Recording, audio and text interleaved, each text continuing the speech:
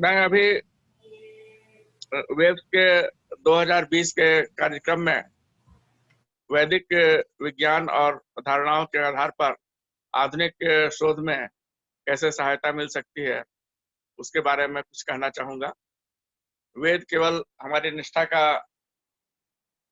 आधार नहीं है, वह विज्ञान का आधार है। उसके बारे में मुंडकोपनिषद में कहा गया है कि सर्व विद्या प्रतिष्ठा है। प्रतिष्ठा इस अर्थ में है कि यह किसी का व्यक्तिगत ज्ञान नहीं है, इसको अपौरुषेय कहते हैं। और दूसरी चीज है कि 3 प्रकार के विश्व संस्थाओं में परस्पर संबंध का पर यह आधारित है। जैसे वेद की व्याख्या के लिए हम लोग संसार का 3 भाग चुनते हैं। एक तो आकाश में जो सृष्टि है उसको कहते हैं आधिदैविक, दूसरा पृथ्वी पर जो विश्व है उसको आधिभौतिक कहते हैं, और इन दोनों की प्रतिमा मनुष्य शरीर है, इसको आध्यात्मिक कहते हैं। इन तीनों के बीच का संबंध अभी तक आधुनिक विज्ञान में स्पष्ट नहीं है। और प्राचीन काल में वेद का और विज्ञान का विकास हुआ था, इसके कई प्रमाण हैं। जैसे प्राचीन काल में कई प्रकार के खनिजों का निष्कासन होता था जमीन से, जिनके बारे में आज भी पता लगाना अनुमान का ही विषय है। हम निश्चित रूप से नहीं कह सकते हैं कि सभी खनिजों की खोज हो चुकी है। और आयुर्वेद में विभिन्न पदार्थों का मनुष्य शरीर पर क्या प्रभाव पड़ता है, इसका विस्तार से वर्णन है। इसका आधुनिक विज्ञान में अभी तक शोध नहीं हुआ है। मैंने 2001 में प्राचीन काल के ज्योतिषीय मापों, सौर मंडल के 3 मापों का वर्णन किया था वेद के आधार पर, जो उस समय तक आधुनिक विज्ञान में नहीं हुए थे। उनमें से 2 माप 2008 में नासा के कैसिनो प्रोब द्वारा हुआ कि सौर वायु यूरेनस तक जाती है, उससे पता चला पहली बार। मैंने इसके बारे में पहले ही 2001 में वेद के आधार पर लिखा था। दूसरी चीज है कि सौर मंडल में कितने क्षुद्र छोटे ग्रह हैं। करीब 70,000 इन लोगों ने कहा कि जो 100 किलोमीटर से बड़े हैं। मैंने वेद के आधार पर लिखा था कि 135 किलोमीटर से बड़े 60,000 छोटे ग्रह हैं, जिनको बालखिल्य कहते हैं। और दोनों अनुमान लगभग एक ही है। वेद में ज्यादा बड़े ग्रहों को गिना गया है, इसलिए कुछ थोड़ी कम संख्या है। और तीसरा माप था कि सौर मंडल कितनी दूर तक है, इसकी माप अभी तक नहीं हुई है। इसकी परिभाषा तथा माप वेद और पुराण दोनों में दिया हुआ है। और भी कई चीजें हैं। तो आधुनिक विज्ञान में भी एक सिद्धांत है एंथ्रोपिक प्रिंसिपल, क्योंकि आकाश में ही पृथ्वी की सृष्टि हुई, पृथ्वी पर मनुष्य की सृष्टि हुई, इसलिए तीनों एक दूसरे से संबंधित होना चाहिए। किंतु किस प्रकार का संबंध है यह अभी तक पूरी तरह से स्पष्ट नहीं है आधुनिक विज्ञान में। यह भारतीय वैदिक विज्ञान में स्पष्ट था। और विश्व में कितने स्तर की रचना है, तो उसमें हमारी धारणा यह थी वेद के अनुसार कि 5 पर्व का विश्व है, और मनुष्य भी एक विश्व है। उसके नीचे या छोटे स्तर के 7 और विश्व हैं, तो कुल मिलाकर के 13 विश्व होंगे। आजकल के मैथमेटिकल सिस्टम थ्योरी में कहते हैं कि अनंत विश्व का क्रम होना चाहिए, किंतु वास्तविक संसार में 13 स्तर के ही विश्व हैं, इसलिए 13 संख्या को विश्व से प्रकट किया जाता था ज्योतिष में। दूसरी चीज है कि इनका परस्पर संबंध क्या है। जैसे कई प्रकार के संबंध लिखे हैं। बाइबल में एक जगह कहा है कि God created man after his own image. तो इसमें एक आश्चर्यजनक माप दिया हुआ है शतपथ ब्राह्मण में 12वें अध्याय में, कि आकाश में जितनी आकाश गंगा है उतनी हमारी आकाश गंगा में तारा है, जो कि उसके लिए कण के समान है। और उतना ही मनुष्य के शरीर में सेल है। विशेषकर मस्तिष्क में उतने ही सेल हैं, जिसको कलिल कहा गया है। जितना कि आकाश में ब्रह्मांड है, या ब्रह्मांड या गैलेक्सी में जितना तारा है हमारी गैलेक्सी में, उसका इमेज है, प्रतिमा है मनुष्य शरीर। तो ये यह माप आधुनिक विज्ञान में 1985 तक मालूम नहीं था। तो ये आश्चर्यजनक आविष्कार था प्राचीन काल का। उसके अतिरिक्त सृष्टि के निर्माण के कितने सिद्धांत होंगे। एक गोडल थ्योरम था 1931 में, गणित में गोडल ने दिया कि कोई एक सिद्धांत पूरा नहीं हो सकता है, इसके बाद भी जब यह प्रमाणित हो चुका था कि एक सिद्धांत पूर्ण नहीं हो सकता, उसके बाद भी आइंस्टीन ने और बाद के कई वैज्ञानिकों ने यूनिफाइड फील्ड थ्योरी बनाने की कोशिश की, और उसमें जितना यूनिफिकेशन की चेष्टा करते रहे उतनी अधिक थ्योरी बनती गई। जैसे स्ट्रिंग थ्योरी 5 तरह की है, एम स्ट्रिंग थ्योरी 2 तरह की है, उसके अतिरिक्त और 15 प्रकार के विभिन्न सिद्धांत हैं जो कॉस्मोलॉजी में, वो सिर्फ गणित के समीकरण है, इक्वेशन है। उसका वास्तविक या भौतिक अर्थ क्या है ये किसी को स्पष्ट नहीं है। जैसे होयल नार्लिकल थ्योरी है कि प्राय 60 साल पहले उसका होयल नार्लिकर ने आरंभ किया था। उसमें कहा गया कि विश्व हर जगह, हर समान, हर समय और हर दिशा में एक जैसा है। तो इसके कई धारणाएं थी कि विश्व फैल रहा है और बीच में शून्य से सृष्टि हो रही है। वो भारतीय विज्ञान में है कि आकाश में शून्य से ही सृष्टि हुई थी, और लेकिन शून्य से सृष्टि कैसे होती है ये स्पष्ट नहीं है। उसके अतिरिक्त आधुनिक ज्योतिष विज्ञान में कई तरह के भ्रम है कि आकाश को कितने डायमेंशन का माना जाए, कितने आयाम उसमें माने जाए। जैसे लैप्लास की थ्योरी थी, उसमें 3 आयाम का विश्व था। आइंस्टीन के रिलेटिविटी थ्योरी में 4 आयाम का कहा गया। उसके बाद वीन और दूसरे लोगों ने 5 आयाम की थ्योरी कही, कुछ लोगों ने 7 और 8 आयाम के कहे। अभी स्ट्रिंग थ्योरी 10 डायमेंशन का है। एक रिकी थ्योरी है, वो 11 आयाम का है। तो आकाश का या सृष्टि का वर्णन कितने आयाम में होना चाहिए, इसके बारे में अभी तक हमारी धारणा स्पष्ट नहीं है।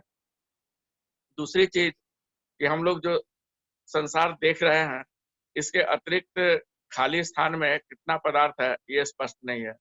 लेकिन पुरुष सूक्त में कहा गया है कि 3 पाद पूरा संसार जो था उसमें 1/4 भाग से ही ये संसार बना है, बाकी 3/4 भाग ज्यों का त्यों है। इसका अर्थ जो संसार में दिख नहीं रहा है वह भाग 3/4 है।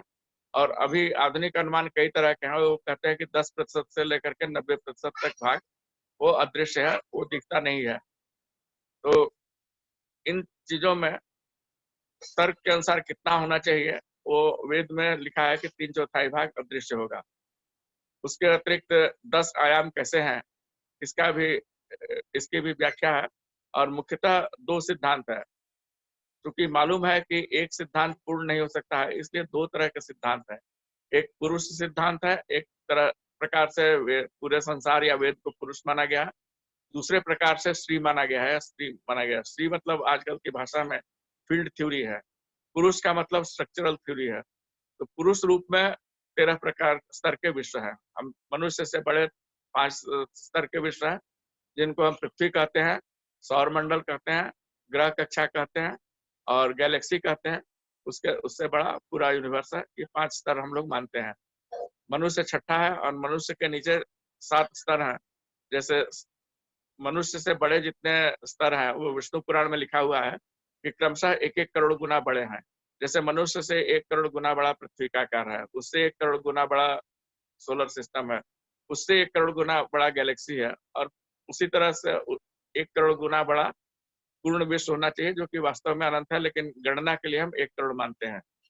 यह अनुपात बहुत सही है, किंतु आज तक की कोई भी कॉस्मोलॉजी थ्योरी में इसकी व्याख्या नहीं की गई है कि बड़े विश्व क्रमशः 1-1 करोड़ गुना बड़े होंगे और 5 स्तर होंगे। मनुष्य से छोटे 7 स्तर हैं, जो क्रमशः 1-1 लाख भाग छोटे हैं। जैसे हमारे शरीर का 1 लाख भाग सेल है, फिर वो साइटोलॉजी या बायोलॉजी के लिए एक विश्व है। सेल का फिर 1 लाख भाग कीजिए, वो एटम आएगा, वो क्वांटम मैकेनिक्स के लिए विश्व है। फिर 1 लाख भाग कीजिए, वो न्यूक्लियस आएगा, वो भी न्यूक्लियर फिजिक्स के लिए विश्व है। उसके नीचे और 4 स्तर हैं जिनके आधुनिक विज्ञान में गणना नहीं है। जैसे इलेक्ट्रॉन, प्रोटॉन आदि कण है, उनका आकार निश्चित नहीं है, वो ऊर्जा के अनुसार वो घटता बढ़ता है, तो उसके बारे में माप नहीं की जाती है। और उसके नीचे क्वार्क वगैरह की कल्पना है, लेकिन क्वार्क क्या है अभी तक इसका कोई निष्कर्ष नहीं निकला है। लेकिन भारतीय विज्ञान में उसके नीचे और 4 स्तर कहे गए हैं, वो न्यूक्लियस से छोटे स्तर के। तो ये 13 स्तर, ये तो पुरुष थ्योरी है।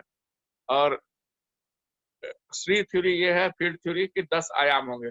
10 आयाम क्यों होंगे वो पुरुष थ्योरी से ही पता चलता है। जैसे ऊपर के या बड़े विश्व मनुष्य से वो 1-1 करोड़ गुना बड़े हैं और 5 हैं।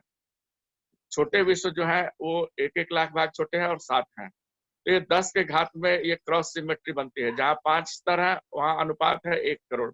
जहाँ 7 स्तर है वहाँ अनुपात है 10 के घात 5।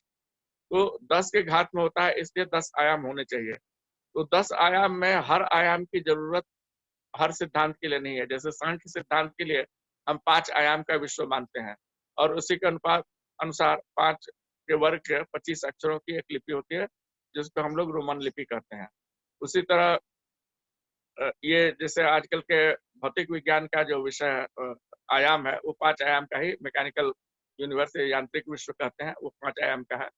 उसके अतिरिक्त 6 आयाम के विश्व है, जिसमें चेतना का आरंभ होता है। चेतना मतलब जो चिति या अरेंजमेंट कर सके, वो उसको चेतना कहते हैं। तो चेतना का जो पहला आयाम है वो 6 आयाम का होगा, जो शैव दर्शन के तत्व है, और उसके अनुसार 36 अक्षरों की लिपि है। फिर एक मरुत आयाम है, जहाँ गति का आरंभ होता है, उसको वायु तत्व कहते हैं। तो गति के तत्व मिलाने पर 7 आयाम होंगे। 7 गुना 7 49 मरुत होते हैं और 49 अक्षर की देवनागरी लिपि होती है। फिर 8वां आयाम है कि अ, हर पदार्थ का बाउंड्री सरफेस कैसा होगा, एक सीमा के भीतर लिमिट सीमित होगा हर पदार्थ। तो वो सीमित करने का जो वृत्त है या नाग कहते हैं, वो 8वां आयाम है। उसके लिए 64 अक्षर की लिपि होगी, जिसको ब्राह्मी लिपि कहते हैं। उसके बाद 9वां आयाम है कि संसार में परिवर्तन क्यों होता है, कि बीच में कुछ खाली जगह है, कुछ भरा हुआ है, कहीं ज्यादा तापक्रम है, कहीं कम तापक्रम है। इसको हम ग्रेडियंट कहते हैं आज की भाषा में, कि डेंसिटी ग्रेडियंट है, कुछ जगह कम घनत्व है, कुछ जगह ज्यादा। वो बराबर होने की चेष्टा में परिवर्तन होता रहता है। तो ये 9वां आयाम है। तो 9वें आयाम के लिए वेद में 9 और 8 का वर्ग 17, 9 और 8 के जोड़ का वर्ग है 17 स्क्वायर। उतने चिन्ह होंगे या वैदिक लिपि में उतने अक्षर होंगे। उसके बाद 10वां आयाम है, जो कि हर जगह बराबर है। संसार का मूल स्वरूप रस है, जो कि हर जगह बराबर है। तो उसके लिए सहस्राक्षर कई हजार अक्षर होंगे। तो जैसे दुनिया में हिमालय के उत्तर में चीन और जापान में कई हजार अक्षरों की लिपि है। तो जितने प्रकार के तत्व हैं, 6 प्रकार के दर्शन होंगे, उनमें 6 प्रकार के तत्व हैं, और उसी के अनुसार 6 प्रकार की लिपि होगी। तो लिपि का आविष्कार और संसार में को कितने प्रकार से समझा जाए, उसको दर्शन कहते हैं। वो दोनों समानांतर है। 6 प्रकार के दर्शन होंगे, इसलिए 6 प्रकार की दर्शवाक होगी, और उनके तत्व, दर्शन में जितने तत्व हैं उतने अक्षरों की लिपि होंगी। तो दूसरा आधार यह है कि जैसे फलित ज्योतिष में कहते हैं, उसमें अनुमान का विषय बहुत है, लेकिन कई धारणाएं उसकी सही हैं। उसमें भी लिखा है कि हमारा सूर्य से संबंध जो है वो प्रकाश की गति के अनुसार है। तो उसमें जो वेद का मंत्र है, उसमें कहा गया है कि प्रकाश से जो हमारा संबंध है वो सूर्य तक जा करके एक एक मुहूर्त में 3 बार लौट आता है। तो एक बार जाने में प्रकाश की गति से 8 मिनट लगेगा, जा करके लौटने में 16 मिनट लगेगा, और 3 बार जा करके लौटने में 48 मिनट लगेगा, जिसको एक मुहूर्त कहते हैं। तो प्रकाश की गति तो ठीक दी गई है, लेकिन ये संबंध हमारा कैसा है, ये आधुनिक विज्ञान में स्पष्ट नहीं है। और उसी में कहा है कि नजदीक के जो ग्रह हैं, चंद्रमा, बुध, शुक्र या शनि तक के जो ग्रह हैं, उनका इन पर प्रभाव पड़ता है। इसलिए मनुष्य के मन में या कुछ परिवर्तन होते हैं। और जैसे आजकल कहते हैं कि नहीं, ग्रहों के आकर्षण के कारण भूकंप आदि होते हैं, उनके बारे में भी कई शोध की आवश्यकता है। और ग्रहों का या बाहरी विश्व का हमारे मन पर क्या प्रभाव पड़ रहा है, पृथ्वी के वातावरण पर या भूकंप आदि पर क्या प्रभाव पड़ रहा है, इनके विषय में प्राचीन काल में बहुत शोध हुआ था। उसमें वैदिक विज्ञान सहायता कर सकता है। उसके अतिरिक्त और कई सिद्धांत हैं कि हम कितने भागों में बांटे। जैसे राजनीतिक विज्ञान का सिद्धांत है, कैपिटलिज्म हो या कम्युनिज्म हो, वो कहते हैं कि 4 तत्व है राज्य के, लैंड है, पॉपुलेशन है, गवर्नमेंट है और सॉवरेंटी है। तो 4 तत्वों से पूरा सिद्धांत नहीं बन सकता है। जैसे सॉवरेंटी में हम मान लेते हैं कि भूटान का, भारत का और अमेरिका की एक स्तर की सॉवरेंटी है, किंतु हर शासन की एक सीमित शक्ति है। अमेरिका के की भी सीमित शक्ति है, वो पर अपने समाज का या इंडस्ट्री का प्रभाव है या बाकी देशों का दबाव पड़ता है। भारत की थोड़ा कम है, भूटान और सिक्किम की और कम है। तो उसके भी 8 स्तर कहे गए हैं। उसके अतिरिक्त जैसे कॉन्स्टिट्यूशन कहते हैं कि बिना कॉन्स्टिट्यूशन के नियम के शासन नहीं चल सकता है। तो कॉन्स्टिट्यूशनल थ्योरी पॉलिटिकल साइंस में है, लेकिन उसका राज्य के तत्व में वर्णन नहीं है। उसी तरह से रेवेन्यू की जरूरत है, जिसको कोष कहा गया है, और दुर्ग की जरूरत है कि राज्य की रक्षा होनी चाहिए, नेचुरल बाउंड्री होना चाहिए, जैसे भारत का हिमालय से बचा हुआ है या 3 तरफ समुद्र है। तो बाकी देशों का भी इस तरह का, तो कोष, पुरोहित और इसको दुर्ग तत्व कहते हैं, इनका वर्णन नहीं है। इसलिए आजकल के जो राजनीतिक सिद्धांत है वो फेल हुए। उसी तरह से आयुर्वेद में संसार में जैसे आकाश में 7 लोक हैं, तो इसलिए 7 प्रकार के शरीरों का वर्णन किया गया है। हम 3-4 तरह का कहते हैं, जैसे नर्वस सिस्टम है, रेस्पिरेटरी सिस्टम है। तो इनका विश्व की प्रतिमा के रूप में हम 7 प्रकार के शरीरों का कल्पना करते हैं, और 7 प्रकार की धातु है, और 3 प्रकार के गुणों के आधार पर जो आयुर्वेद या मनुष्य शरीर के सिस्टम की व्याख्या है, वो आज तक आधुनिक विज्ञान में नहीं हुई है। इसी प्रकार अन्य भी कई विषय हैं जिनका मेरे लेख में वर्णन है, और उनके आधार पर भाषा विज्ञान, आयुर्वेद या माइनिंग वगैरह में शोध किया जा सकता है। धन्यवाद।